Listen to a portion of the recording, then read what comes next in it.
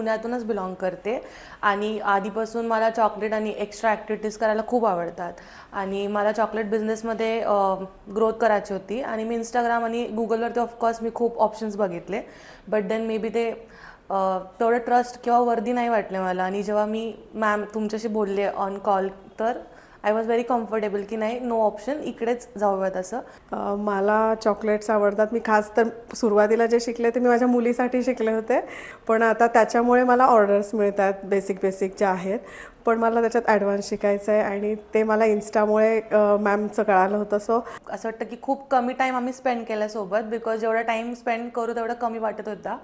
छान डिशेस आम्हाला खायला मिळाले. एक वेगवेगळे चॉकलेट्स जे मी फक्त फोटोंमध्ये बघत होते, बॉन्बॉन्स वगैरे, आणि ते आम्ही बनवले हे खूप अनएक्सपेक्टेड आहे माझ्यासाठी.